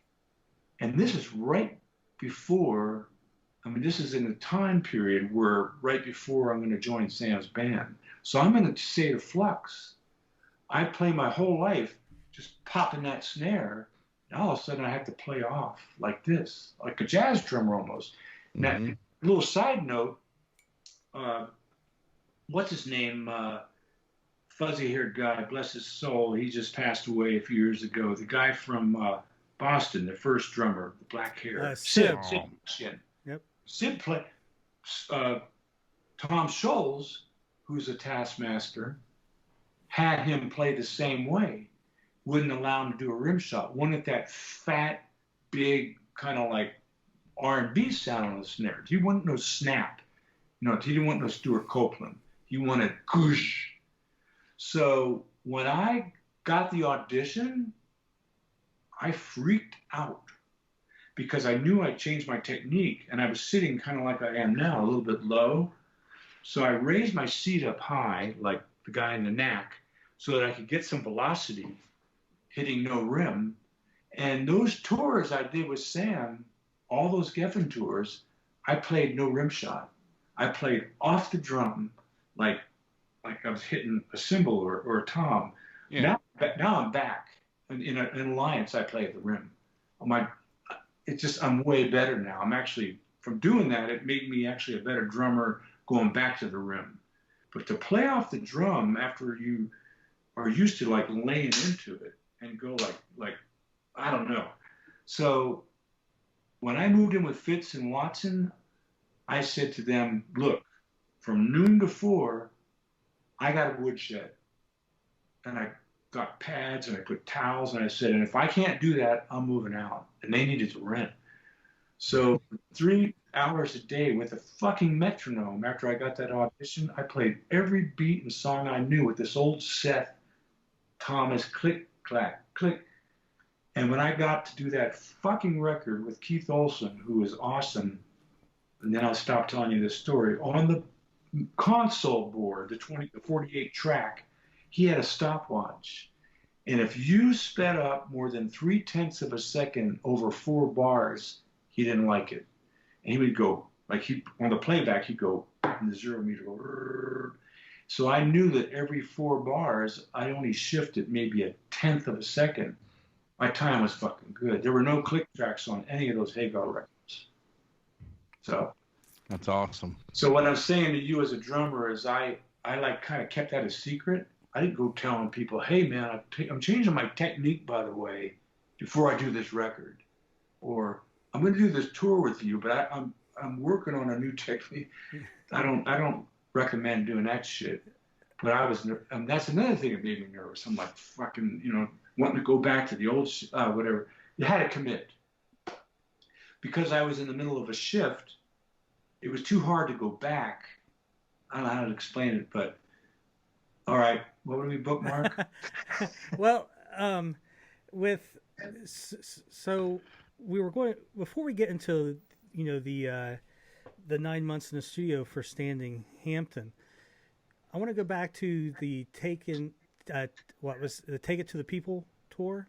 Yeah. With Sammy. So those were some of the first Ranger shows that they did, correct? They opened for us. Now, obviously you were, buddies with Fitz and Jeff. What did you think seeing them? Was it one of those things like, okay, they're really good, or was it a little bit more than that? Well, I hate to admit it because there was almost a rivalry. They opened for us on, I think they opened for us like when they after they got signed on the Three Lock Box tour. I think maybe that was it because I remember Kelly Kiki going suckers walk. Well, he was like kidding around and saying, "Well, you sound good. You sound like you know how to do that song." They're just kidding each other. Mm-hmm. I'll tell you what. I'll be honest. Because of what I told you earlier about being a new kid on the block and being in transition, I was watching Kelly, and it wasn't like I couldn't play what he was playing per se, but I just felt like he was way more comfortable with what he was doing, and it was intimidating. And I thought those guys were great. I thought Jack was a powerhouse. I really liked Brad. I mean, Brad to me was funky. Even though he was rocking, funky. I'm going to give them really, really a lot of props, but at the time, it pissed me off. Well, they say whenever they're asked about, so they have that kind of that unique stage setup with the keyboards on one side and then the drum kit turned to the right. They actually blame Sammy Hagar for that because on one of those tours, I think they said Sammy had a car on stage. Yeah, he had a Camaro or a Trans Am. And they basically couldn't put their drums where they wanted, and so they kind of no. Let me tell you this real story. Here's what's going on. When I was in that band Ready Teddy, when Fitz was on keyboards, we were pretty innovative. Bass player here, guitar, or let me see from your perspective. Here's the bass player. Here's a guitar player. Now remember. The club owner had a B3 set up that weighs fucking 1,000 pounds, and he had these two giant Leslie speakers up in the air. Like Fitz had it made, man. I had to set up a drum set. He'd walk in, keyboards were here. So we weren't enough room on stage.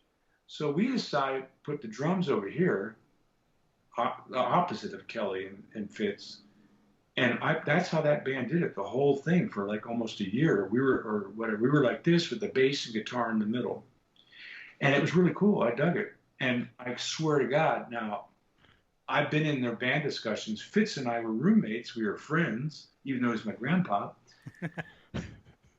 He said, we're thinking about having Kelly because he sings. You know how drummers, Yeah. So Kelly faces this way. Here's a drum set. This is how he's stage left. He turns his head to sing rather than like this while he's, So it was a combination of him being a lead singer as well, and then Fitz's experience with Ready Teddy, and what Fitz had done. I think it was Fitz's idea for me to put my drums like this. So I'm not 100%, but. So you weren't sideways. You were still facing the crowd. Oh. No, he was sideways. Oh, you were totally sideways then, too. Okay. He was at a 45, and Fitz was at a 45. Okay, gotcha. I was looking at my guitar player's side of his head. Now, those guys did it like 90 degrees. They switched it so Kelly could look at the crowd while he's sang. Like Kelly's like I don't know what they do now, but like at that time, Kelly was like 90-degree angle. He was, he was literally... He was square to the stage. I was at an angle. But the idea was the drums weren't in the middle, and I think it had to do with the way he sang. He was comfortable not having maybe he puts the mic in front now, but he was singing to his left like this. He sang like that. But really the look, you got Jack and two guitar players. Think about it. How else? I mean, if you had a drum set in the middle and a keyboard player, then you got these three guitar players, and just too many, So they made it more balanced by doing that, I think. I don't have proof, but I know that we did that before they did. Well, it's logical, too. Let me ask you this. Before you moved in with Jeff, did you ever see his band before Night Ranger, the Jeff Watson? Okay. I heard. Fitz told me about him when I was moving in. He said, Brad is this and that and rhythm, but Jeff is like this virtuoso with like 10 finger picking whatever. Yeah. And he whatever, like they were saying how they have two different style guitar players and it's really good. And they were, those first records, man, the guitar playing spectacular. What those guys did together, you know. Well, Jeff auditioned. I think it was before you had joined Sammy's band, but there is a story where Jeff had auditioned for Sammy. And yes. And now you weren't there though, correct? Okay? So there was that. Now, back to Fitz. Did Fitz? Because Fitz was always kind of in other people's bands, Montrose, and then he was in Sammy's band, and then he's in Gamma again with Ronnie Montrose. Was there a sense of excitement or anything with Fitz that I'm actually in something that I'm creating? Big time. This was his band. Sam would refer when we'd be having dinner together after recording all day. He goes, Fitz's band, I'm thinking about having them open for us. Fitz's band. Fitz, you know. It wasn't Jack's band. It wasn't Kelly's band. Fitz was the senior guy. Fitz had been big time compared to those other guys, you know, I think. And when you think about it, you know, well, if, you know, Montrose and Gamma and all that other stuff, not that that was like huge, but musicians respected it. But Fitz definitely was excited. He was a different person having his own band. I do remember that. I remember him even saying to me, we're splitting the publishing. You know, the band will split. I don't know what that meant. He goes, the songwriters get their cut, but the band will split the publishing. You know, that was like, wow, you're a band. I was a little, you know, not to slight sound negative, but I was a side man. Sam didn't treat us like side men. But when dollars and cents, I didn't get a piece of the publishing of Sammy's records. It was Sammy Hagar, you know. Sure. They were like sharing in the wealth, period. And I think for those of you that are listening and don't know, basically what a song would be basically cut in half. The writer would get 50% of it, and then the other 50% was split 5 ways. So if, let's just say, Sister Christian, Kelly would get 50% for being the writer, and then the rest of the band split the other. Exactly right. And so basically Kelly would get 60%. The other guys would get the other, 10% each, to equal to 40%. So that's where we're going at with the publishing, which it is the music business, and that's an important, part. And that's probably, I would say, the first time maybe Fitz had ever even probably been, something like that, because again, he was always joining other people's bands. So it's great to get that insight from you, David. Just these stories no one's ever heard.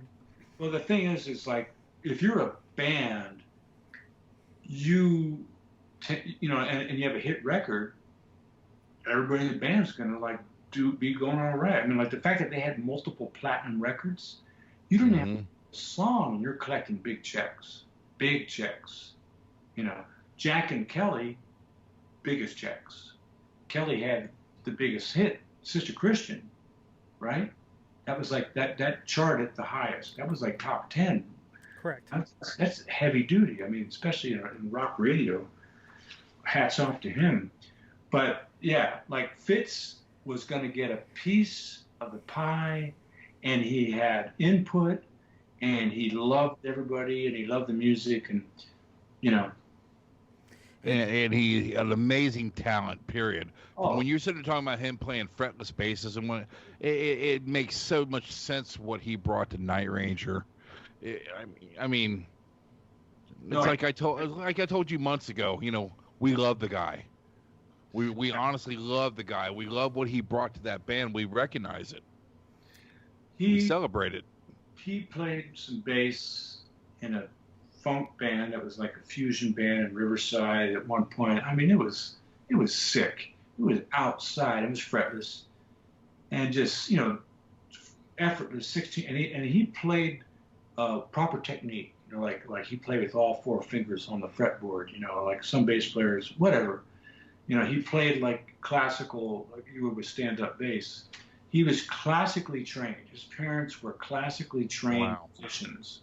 You know, they taught. Their claim, they were teachers. They taught music. That was how they made their bread and butter at high school or college or whatever. So Fitz at a really young age knew that's right, that ain't working, you know. Wow. We talked a couple months ago to Eric Levy, who is the current keyboard player for Night Rangers, been a Night Ranger for about 10 years now. And he comes from like a jazz fusion, like improvisation kind of music, okay? And he really talked great about Fitz, and he would tell us stories like, okay, I'm learning these songs, and I would get to certain parts, and I would just, you know, he went to Northern Illinois music, you know, college, and he'd be like, he said he'd be stumped of how did Fitz do this? He'd be like playing it with one hand and then playing it with two, and he was just, he admired how complex some of that stuff that he did. So it's really interesting to hear all these stories. Now, David, we are at the 90-minute mark. We'll go on as long as you want. I just know you said you had some things and everything. Sure. I just say, listen, let's go for another half hour. Okay. Cool? Yeah, we'll go. Go with me. We'll go on as I'm long. On vacation. Unless you have like a chunk you want to do another time. Is there anything specific? I mean, I know you got a ton of stuff. Here would be my question. Are you interested in talking again? Sure. Okay. Then what I would say is we just continue naturally, and wherever you want to stop, we stop. Yeah. And let's just not force anything. Sorry. I'm enjoying everything you're talking about, and these are stories that this is the reason why we started the podcast. These are the stories we like to hear, and makes like I told Brent a long time ago, is stories like this make the people on the album covers that we collect and enjoy. It makes them more than just pictures. It humanizes them. Hey, I'll tell you. No, I love it. You guys are asking really different and good questions. I like it because I never talked about a lot of this stuff. It's got to be the real thing. The real thing. Oh, it's a real thing. It's got to be real. And there you go, part 1 of the David Lauser interview. So hopefully, go ahead. You know how cool it is to sit back and be a mediocre drummer and actually get tips from a pro. You know, I mean, seriously, I'm sitting there in, you know, the 13-year-old self is in me going, oh my God, this guy's telling me technique. You know, it wasn't a ton of stuff, but it was just really cool. I want to do a podcast with him just talking about drums so damn bad. Well, I love the story with where Fitz comes down the stairs and turns the TV on Dave and Jeff and their girls, and fuck it, it's Fitz. Yeah, Fitz is Sheldon basically from The Big Bang Theory. So many great stories. The part 2 and the part 3 just as great. A lot of fun stuff, surprises, just great stories that you just aren't going to get anywhere else. And that's why we have the podcast, to get these deep stories about the bands that the hardcore fans enjoy. What about the Ready Teddy setup, where he's basically said they had that Hammond organ that they couldn't move on the side of the stage? Yeah. So they basically, and his drums are kind of they were 45 degrees. Yeah. So they, Fitz was like, well, put your drums 45 degrees to match the, the keyboard on the other side.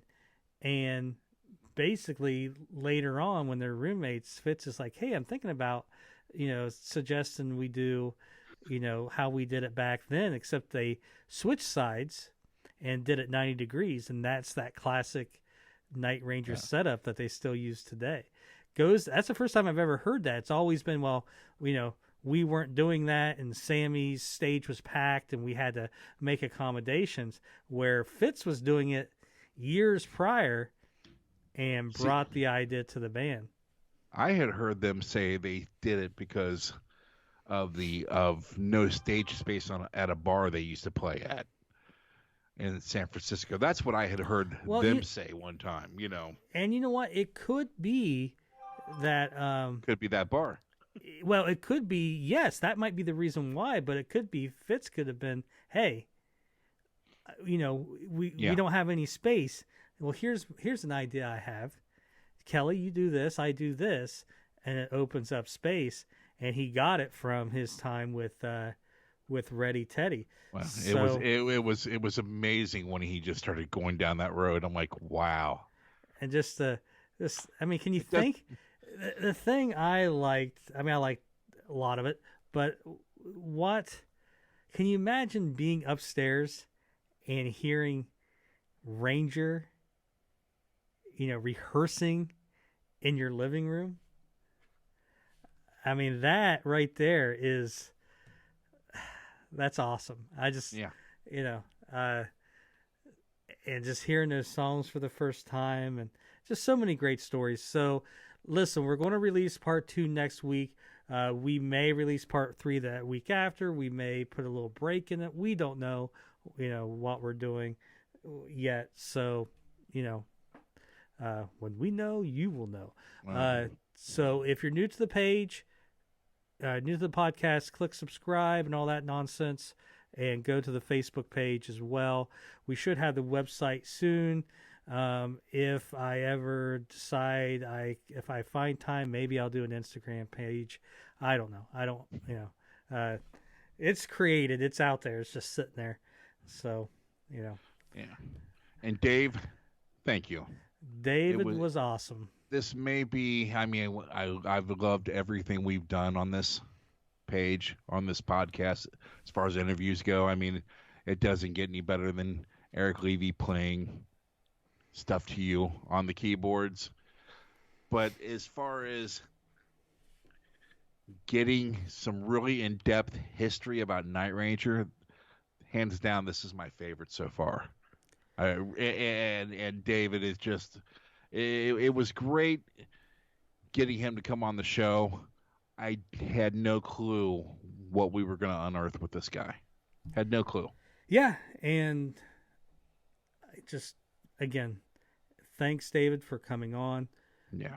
If you guys like this episode, you're going to love 2 and 3, and we still got to record the Alliance and December People part. So we still got more with that. Hey, this is the most in depth I think anybody else has gotten. Well, we got just learning about Fitz, stuff we don't know. It's no secret. We love Fitz. The guy's fantastic, and to get someone that was that close, that was not a Night Ranger, to tell us stuff that Jack and Kelly and them they wouldn't know. Well, here's the thing. It's phenomenal. He knew Fitz years and years and years before the guys in the band did. And Fitz really is the biggest mystery of the band. He didn't do a lot of interviews in the 80s. Well, and he kept it that way too, And I think there's one interview from like the Neverland era, a little bit later, that's out there, like 98, 99, that you can maybe find on YouTube. And I might even be wrong on that. And there's an audio interview from Japan that he's in with the band. But other than that, there's not a lot out there. And then and he's not out there today. He's kind of a forced retirement, so he's not on social media. Whereas Jeff, even though he's not in the band, he's still out there on social media. Obviously, prior members like Joel Hoekstra and Gary Moon, they're out on social media. Gary Moon's still working with Brad Gillis. So you still hear from those guys. Fitz, Fitz. and obviously, I've said it before. Fitz is the guy like number one on my list that I would love to have on this podcast. Hopefully, he sees this, and it's a good place for him to come on if he ever wants to, tell us some stuff about David. Yeah, I mean, I would love to. We could spend obviously 2 hours probably talking about all these same stories from the '60s, through the late '70s of him with Reddy, Teddy, and all these bands with Sammy and Montrose. I'd love to talk to him about Paper Money, just Ronnie Montrose, Gamma. Like, how did you go from, because he goes from basically Ronnie Montrose to Sammy Hagar, back to Ronnie Montrose with Gamma, and then the Night Ranger. And it was cool also hearing David talk about how Sammy always referred to Bro. Sam and Bro, but how he always referred to Night Ranger as Fitz's band. Yeah. So cool stories. Part 2's coming up, next week. So I think and if you're a Hagar fan, you're getting a hell of a dose of Hagar as well. Yeah. And in the next episode we talk about some of the Van Halen stuff with David. So I'm in the camp. I'm a David Lauser fan. Yeah, 100%. Great guy. And I was talking to my friend the other day. It's like, when did we go see Sammy? It's one of those things, like, if it could have been 2 weeks ago or it could have been like 13 years ago. It's like, to me at this point in my life, it's pretty much the same. I'm like, when was that? And he's like, he's like, he talks about, well, I remember my wife, I think I had to go, around this time when it was her birthday or something like that. I'm like, all right, I would have said it was during the time of your other wife, and so anyways, it came up on a Facebook memory. Thank God for those. We saw him in 2011. It was kind of like a Miller Lite did a free ticket giveaway. And was it the Circle? Was it? No, this was Sammy Hagar and the Waboritas. So you got to see Dave play with them then. Yep, it was Phil Vassar opening up, Three Doors Down, and Sammy Hagar, the headliner. Tickets were free through Miller Lite. I think you had get a bottle cap or something, but I was Hell, you step on those. Well, I had just got back from Africa being deployed, and while I was in college in the military, I also bartended, and I knew that Miller Lite was having this big promotion of all kinds of stuff you mail in and get, and someone had gotten Sammy Hagar tickets, and they're like, "Hey, the concert's tomorrow." It was weird because it wasn't sold on Ticketmaster, so I never heard the show was coming, and it was in the hockey arena in Columbus, and it was like Sammy Hagar's playing tomorrow, and I didn't hear about it. He's like, yeah, it's a Miller Lite only. You couldn't buy tickets, and he had won. And I didn't drink Miller Lite, so I didn't know what And if Pabst, PBR or Ribbon was, doing it, I would have had 800 free tickets. But so yeah, he handed us he had gotten so many tickets free and handed me 2 tickets. So that's how I saw Sammy last time. So anyways, there's my Sammy Hagar story. Anyways, anything else? As a tradition, we ramble on at the end of the episode. Yes, we do. It's checked. We are done rambling. So on behalf of Brent and myself and Andrew at SeaWorld, we will see you next week